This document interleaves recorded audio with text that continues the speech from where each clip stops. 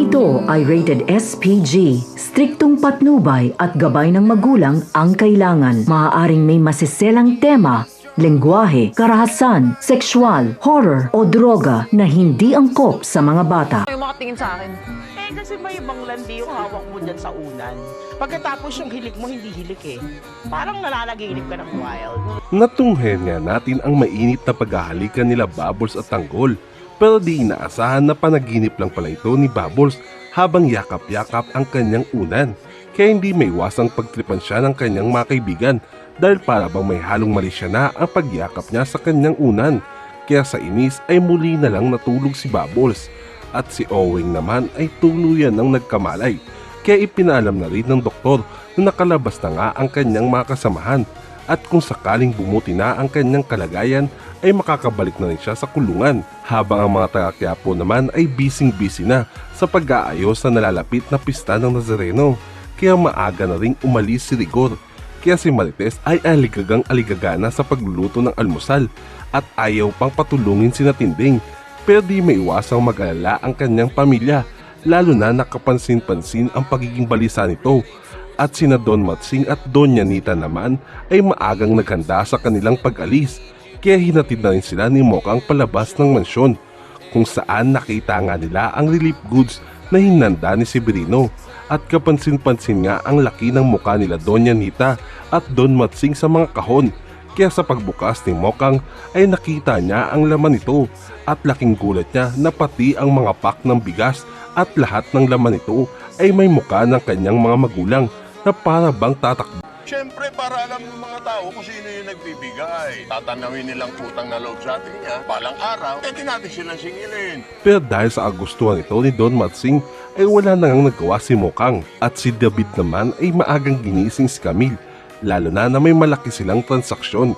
Kaya naman si Camille ay walang magawa kung hindi ipaghanda ng mga kain si David. Kaya hindi maiwasang magtaka ni Santino bakit gano'n na lang ang pakikitungo ni David sa kanyang asawa. Nakitang-kita na ang pasa sa muka ay siya pa ang nagsisilbi ng pagkain. Habang si Colonel Suarez naman ay nabalitaan na kina Jacobe at Samonte ang nalalapit na shipment ng kanilang target. Kaya agad na nagkaroon ng malaking meeting ang kanilang presinto. At dahil napaalam na rin nila kay General Pacheco ang lahat ay full force na ang kanilang grupo sa magaganap na raid. Kaya nang matapos ang briefing nila Jacobe ay agad na lumarga ang mga pulis para sa operasyon. At sina Supremo naman ay maagang gumising para iligtas na nga si Amanda. Kaya hindi na rin sila nagsayang ng panahon at suot ang kanilang mga uniforme at agad na silang pumunta ng ospital. At sina Lucio at Yoli pa rin ang kakausap at kukuha kay Amanda, habang sina Turco at Mang Berting naman ang magpapanggap na gwardiya, habang si Supremo naman ang electrician. Kaya nang buo na ang plano nila ay agad na rin silang pumasok sa loob ng ospital. Kaya sina Yoli at Lucio ay agad na pinuntahan ang kwarto ni Amanda kung saan ito naka-confine. Pero laking gulat nila na makita ang mga nurse na nag-aayos na nga ng kwarto at di malaman kung nasaan si Amanda. Pero buti na lang ay nag-iwan ng sulat si Amanda na inilipat nga siya sa East Wing.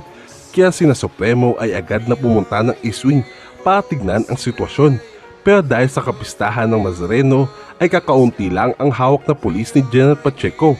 Kaya inutusan niya si Mulong na bantong lugar. Konti lang ang pulis ko dahil nasa pistahan sila ng Nazareno. Kaya kayo inaasahan ko magbabantay kay Mama Amanda. Siguraduhin niyo sa akin na hindi makakalapit dito si Primo. At dali-dali na ring umalis dahil sa malaking operasyon na gaganapin ng kanyang kapulisan. Kaya sa pagdating ni Supremo sa East Wing ay bumungad sa kanya ang napakaraming tauhan ni Mulong. Kaya nagdesisyon silang gamitin ang kanilang Plan B. At ang Plan B na ito ay ang pagtatanim ni Turco ng bomba sa ilalim ng isang sasakyan at agad sabog. Nandito na ako sa pinaglipatan ni Amanda. Nandito mga tauhan ni Augusto. Lipat tayo sa Plan B. Na naging dahilan para maalarma ang lahat ng tao sa loob ng ospital. Kaya si Mulong ay inutusan ng ang kanyang mga tauhan na tignan ang nangyari sa labas. Habang si Mang Berting naman ay binaril ang lahat ng CCTV sa kanyang lugar. At narito ang mga dapat abangan sa FPJ's Batang Quiapo. Ang pagtakas nila Amanda, ang pagpunta ni David sa planta, ang meeting nila Angkong at Ramon, ang raid ng mga pulis, natunghen nga nating matagumpay sina Supremo na mahati ang puwersa nila Mulong Makarang mapilitang lumabas ang ibang tauhan nila para tignan ang nangyaring pagsabog na ginawa nila Supremo. Kaya nagawang makapasok nila sa kwarto ni Amanda at mailabas ito ng ospital. Kaya si Mulong ay dali-dali nang tinawagan si General Pacheco para ipaalam ang nangyari na dumating na nga si Supremo at nagawang maitakas si Amanda sakay ng isang ambulansya.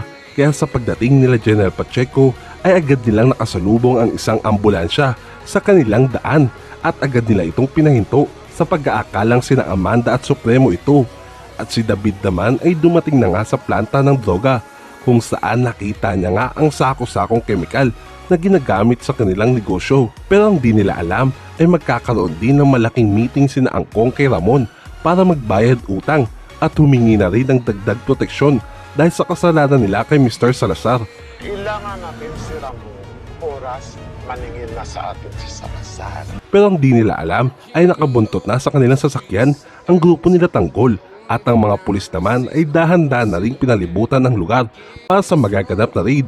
Ikaw, ang sa tingin mo, mahuhuli kaya si David lalo na napalibutan na ng mga pulis ang buong lugar? Kaya comment down below na yan. Kaya abangan na ipa pong magaganap sa PJ's Batang Quiapo.